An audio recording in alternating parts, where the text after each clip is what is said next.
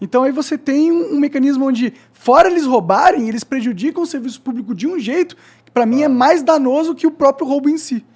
Não, você tem toda a razão. Tem um problema que é o desperdício.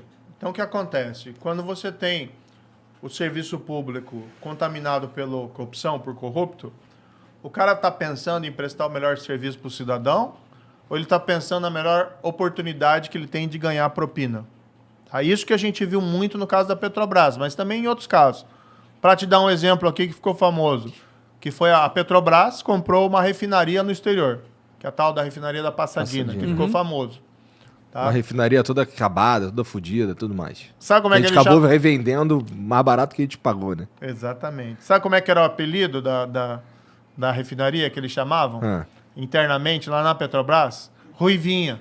Ruivinha. Por causa da ferrugem. Putz. Tava tudo enferrujado. Puta, Daí, assim, então os caras sabiam, né? Os caras não, sabiam totalmente. Eles até confessaram. Né? Tem gente que confessou que recebeu suborno da empresa da empresa vendedora, que vendeu para a Petrobras. Né? Chamavam de Ruivinha.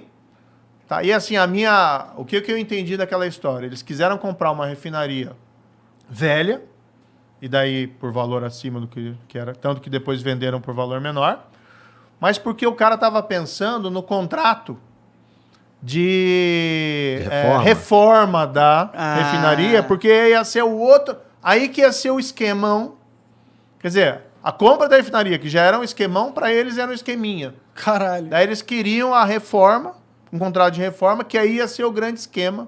Então você procura uma refinaria velha. É como se você fosse alguém te dá dinheiro para comprar um carro, um amigo teu. E aí, em vez de você comprar um carro novo, você compra um carro velho, e daí você vai pro teu amigo, só encontrei um carro velho, você me dá mais dinheiro para reformar o carro? Né? E você vai embolsando esse dinheiro. Então, quando a gente fala no valor do suborno que você recuperou, é uma coisa. O valor do prejuízo, isso aí deve ser umas 10 vezes mais. É mais que dinheiro também, é vidas, né? Tipo, é vidas, Exatamente. né? É todo o povo brasileiro que tem uma estrutura caótica porque não faz sentido ter uma estrutura boa se você quer só ganhar dinheiro com ela, né? Voltando, já que a gente tá falando da Lava Jato, esse lance da... Porque assim, quando a gente tá falando de corrupção, a gente tá falando do político, nesse caso, e estamos falando também da empresa das empresas que o corrompem e tudo mais. No caso da Lava Jato, a gente viu todo mundo indo para o espaço aí, né?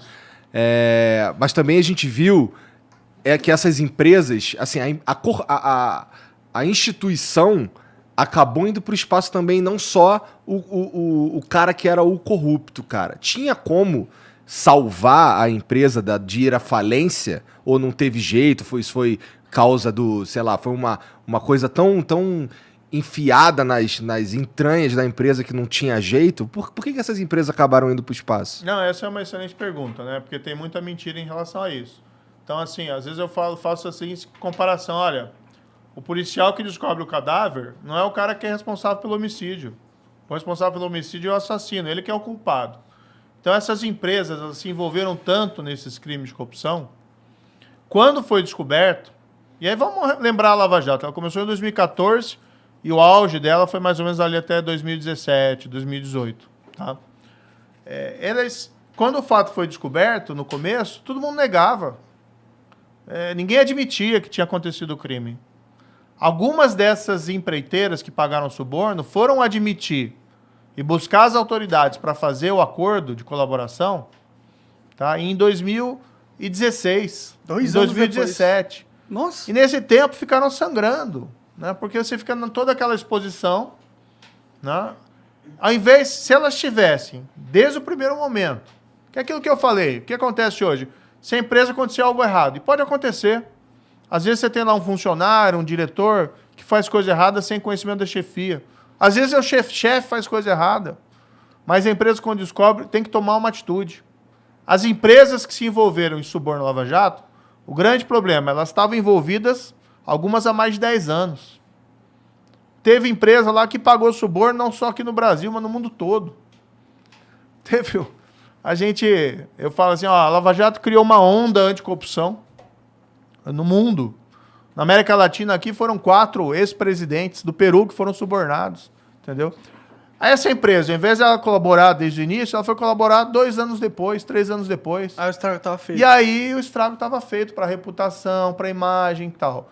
Se elas tivessem, desde o primeiro momento, procurado as autoridades e colaborassem, e o que você vai fazer como juiz ou procurador? Não tem o que você fazer. Porque a empresa cometeu o crime. Tá? Qual que é a única saída para ela? Ou oculta o crime, a gente não quer, tá? Ou ela colabora. É a saída, e já tinha saída legal para isso desde 2014, desde 2013, que a lei é do ano anterior, 2013. Então, assim, infelizmente, né, a minha opinião sobre isso, as empresas demoraram muito, tá, para colaborar, e isso amplificou os danos sofridos por elas. Agora, é engraçado que daí você pega um monte de gente daquela lista da Odebrecht, que recebeu suborno, né, amigo, cerrado, justiça, amante, e vem falar lá, vocês quebraram as empresas. Meu amigo, quem quebrou as empresas foram vocês que se corromperam e que aceitaram suborno por anos e colocaram elas nessa situação difícil. Foram vocês que fizeram isso. Não, a gente lutou contra o crime. Quem se envolveu no crime foram vocês e quem pagou suborno contra vocês. Então, a vergonha, mais uma vez, a vergonha está em vocês. E não na gente que lutou contra isso. Pra mim essa é a mesma lógica do cara que falou que, tira os doleiros porque senão vai afetar o câmbio da investigação. Não, mano, você não vai deixar de investigar ou punir uma empresa porque vai acabar com a empresa, né? Tipo, e outra, a empresa, se ela acabou por causa de um escândalo de corrupção, a culpa é dela, foi o que você disse. Eu realmente nunca consegui entender esse argumento, entendeu? Não faz muito sentido, na minha opinião. Você acha que faz sentido? Não, eu tô perguntando pra eles se tem algum jeito de fazer sem Mas você acha que fuder faz sentido? com a empresa. Eu vejo que eu conversando com uma das críticas que você recebe, que eu vejo, é justamente essa, que você destruiu as empresas. Não, mas isso é bobagem, né? Veja, o grande problema é que a gente teve um desenvolvimento econômico, principalmente durante os governos do PT, baseado em corrupção. Então, o governo era movido à corrupção, mensalão, petrolão. E do outro lado, você tinha o setor privado, a empresa, ao invés de investir em tecnologia, em produtividade, em eficiência, o que ela investia?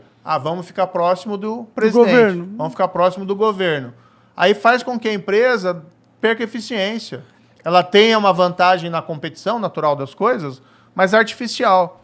E aí, quando estoura o problema, e ela não pode mais se valer disso, ela começa a ter dificuldade. Agora, como ele disse, não tem uma saída. A única saída é a lei. Né? E o que as empresas tinham que fazer? Procurar as autoridades desde o primeiro momento e colaborar. Não podia simplesmente o Ministério... a empresa é grande, então vamos virar o rosto para o lado. Ou o juiz dizer, a empresa é grande, então esquece que teve corrupção. Você tem que tirar as consequências legais. Mas todas elas tinham, desde o primeiro momento, a possibilidade de evitar, de minorar os danos, de evitar multa. Por que elas tinham que fazer? Dizer, abandonamos esse passado criminoso e vamos colaborar. Algumas fizeram, mas demoraram muito. Entendi. Uma outra crítica que eu vejo muito fazendo isso é que você é um agente da CIA. Isso eu não posso falar. Então essa é Tu tem cara de agente da CIA.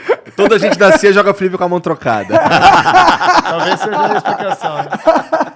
Não, acho engraçado que eles inventam um monte de maluquice, né? Teoria da conspiração.